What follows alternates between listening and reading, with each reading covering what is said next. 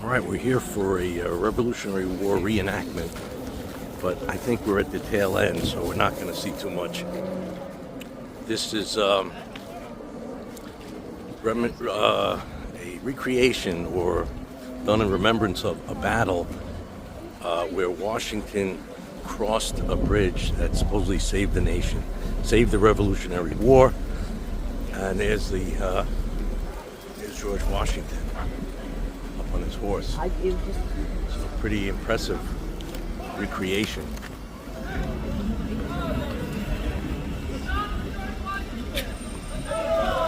It's called New Bridge Landing, the Battle of New Bridge Landing. There's the British.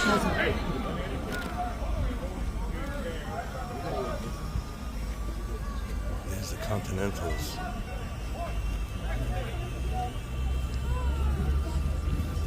This is von Steuben's house.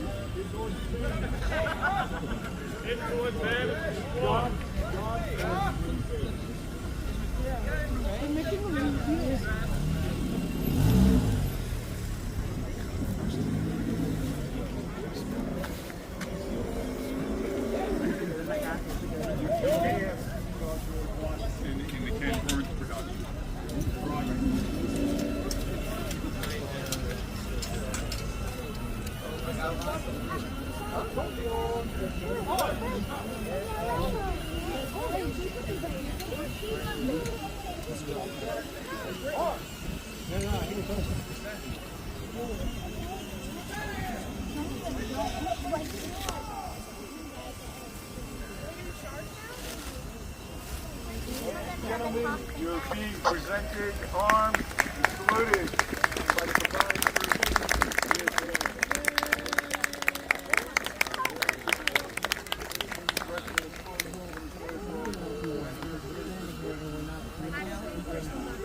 combined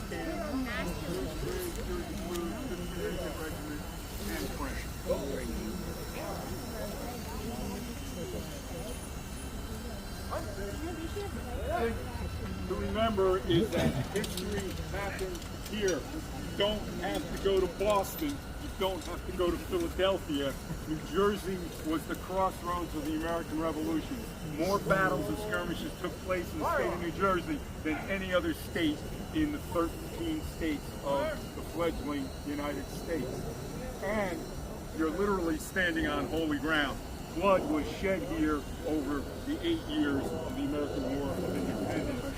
Here at New Bridge Landing.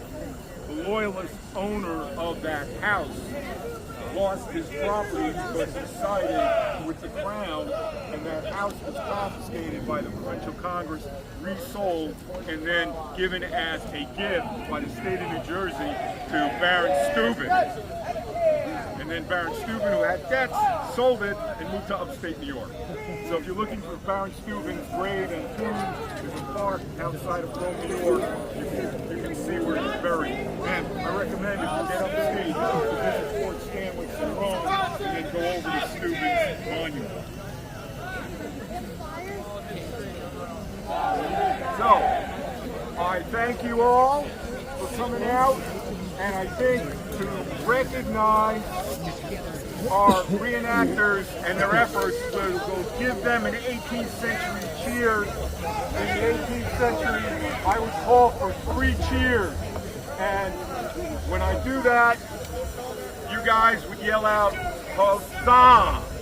Not hurrah, huzzah! Okay? So, for our troops today, 3 cheers. Hip, hip! Huzzah! Hip, hip! Huzzah! Hip, hip! Huzzah! Thank you so much. I'm so delighted to see this weather. Please come inside the fence, talk to our reenactors, and if you have any questions I can answer, I'll be happy to answer those questions and get off this bull.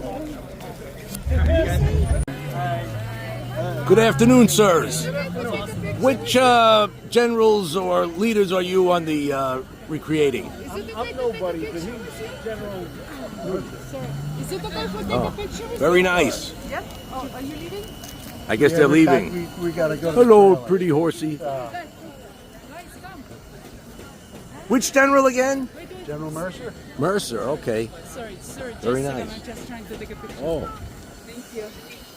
Thank you. Thank you so much. Thank you. Have a good day. I'm nobody, he said. Hey, he's got a nice outfit for nobody.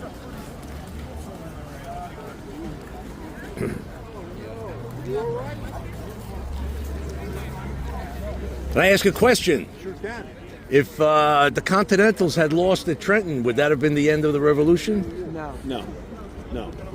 it was Cornwallis that actually gave us the victory because he surrendered. Oh, at Trenton. No. No. I'm talking about if Washington, when he crossed the Delaware at the Battle of Trenton, if we had not been successful against the Hessians. No, I don't. That would have just prolonged the war a little while longer. But because we had the French coming our way, they were waiting for better weather to storm. So we had the French bringing their ships, but they weren't going to do it in winter. You know what? They waited to the spring, and that's when Cornwallis was cornered down in Virginia. But that was many years later. Well, the war went for many years later. Right. The France, by the time we put in the Declaration of Independence, our Declaration for Independence, and it was ratified by the French Parliament, we knew we were on the high roads to winning. Because it was just a matter of time French was going to come over here. We would have all been speaking French or all English. Interesting. But it was happening. Once we had French, What I read was that if the British had not gone to winter quarters and pursued Washington, it would have been a difference. They just thought it was, it didn't matter if he won a little this here or there after Trenton. They just didn't react. No, well, there was nothing. When they realized every war is based on money. No matter where you are, how you look, it's all based on money. When the British came here, they were expecting to find hidden coinage or something, and they didn't. It wasn't here. We didn't have So it, they ran out of money. basically, Wow. and there was nothing. So they just said, you know what, we can go, no problem. Well, there was nothing here for them. Interesting. Thank you. You're so welcome. Unfortunately, that fellow was not really up on his history. He had some good points, but he was a little bit off. Oh well.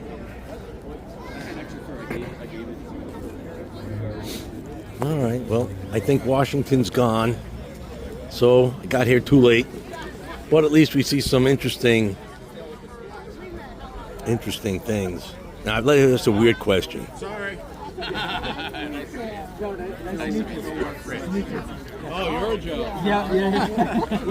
I have a question about the 18th century soldier. You guys didn't have a loo. What was the norm? Okay, there we go. Your question has been answered. Oh wow, was that bad? Yeah. Stay there for a minute. You'll get that confirmation. I just figured it. I just figured these are the little details that are left out in all the movies, Right there. And rightly so, yes. Right, Yep. where's he's changing his pants. There you go. You built this list. Oh, there you go. All right. So you never know. Never know what you'll find out.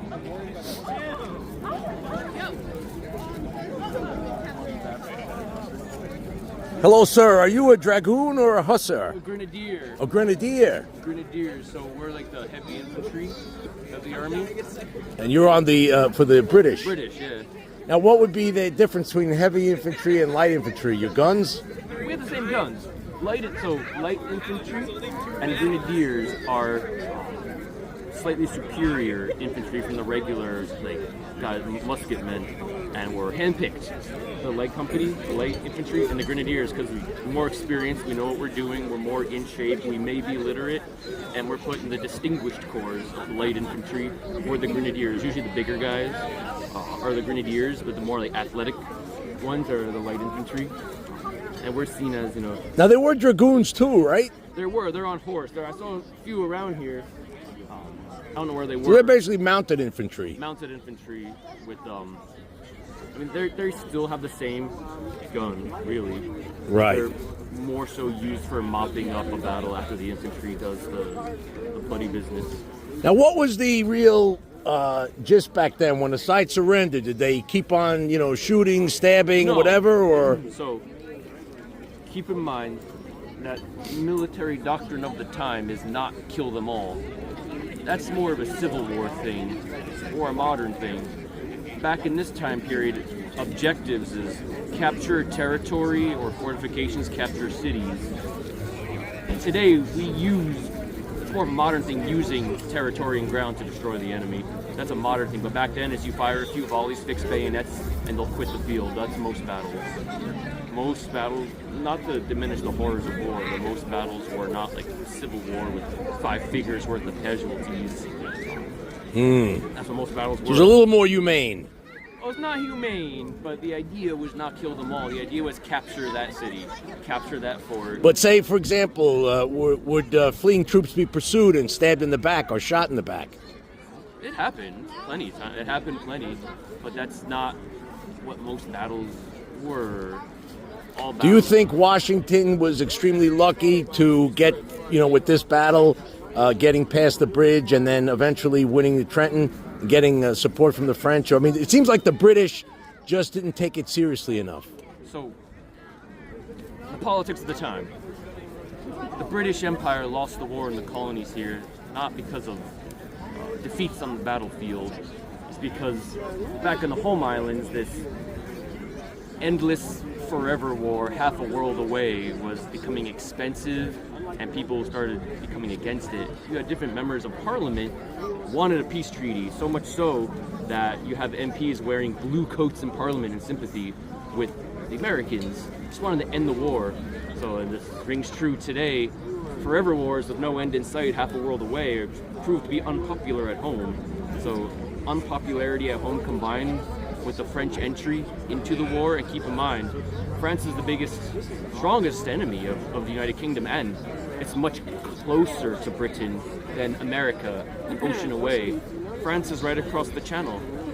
So that's another consideration to end the war. Very interesting. I also read that the British only had some of the taxes that we now historically think were unfair because they felt that they needed to pay for the French and Indian War, which they won and pushed France off the continent, and that it was actually a small amount of rabble-rousers who said, hey, you know what, if we get rid of the king, we'll make all the money. And that a lot of Americans here were not really so into the whole thing, and that the actual tax structure that the British imposed on us was far more lenient than anywhere else in the empire. In fact, in some other places in Britain, the people were taxed anywhere from 5 to 15 times higher. So in many ways, Washington maybe was more of a capitalist than a patriot. You're fully right. Are you in the British Army, by the way? No. We're in the red, but it's all true. If you're living in America here at the time period, you are some of the lowest taxed people in the world, definitely the empire. Some of the per capita richest in the world, definitely the empire. You know, your average American here had way more wealth and owned way more land on average per capita than someone back in the home islands. So this whole liberty and freedom from tyranny, what's so bad? You have it better than people back in Britain, the islands. It's interesting. And oh, by the way, these richest, your George Washingtons, your John Hancocks, your Thomas Jeffersons, these are the richest men in this hemisphere. Do you think their interests are the same as you? You're a commoner? But you go be shot at and bayoneted for them. In fact, the only one of these, George Washington, he's the only one of them who took the battlefield, who risked his life. The rest of them are safe in Philadelphia. But you go be shot at and bayoneted. Wow. If you look at it that way. Well, thank you, sir. Very fascinating. God save the king. We're going to go into the Campbell Christie house circa 1774. Let's see what we let this lady in first, of course. Let's see what we see in here. Oh, there's a soldier. Of course, that's a good place to do it. A lot of bodies in here. Oh, wow, look at this. This is how it was in the 18th century. Fascinating. Let's see what's in here.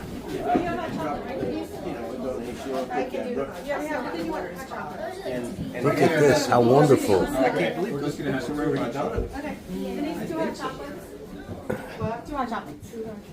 Were there paper cups in the 18th century? Just teasing. It's $4. Wow, $4. That was like 2 months' pay back then. Let's see what's in this room.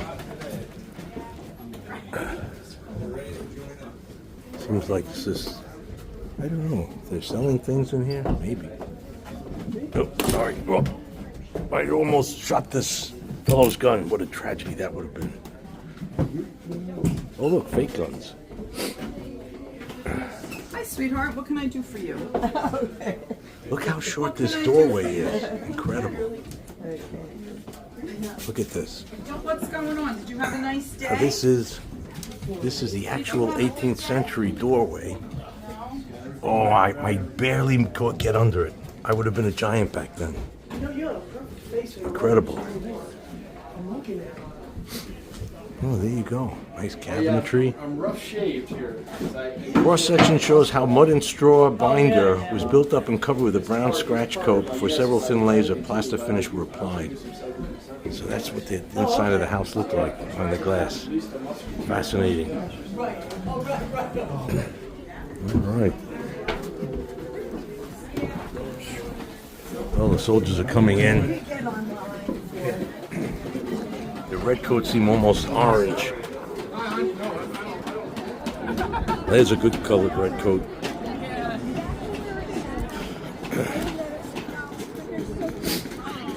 All right. Oh, fascinating. There's another soldier. All right. Well, that was a nice little repast. Thanks for watching here with me and taking a tour of the 18th century recreation of the battle in New Jersey of New Bridge Landing. So, sacred ground.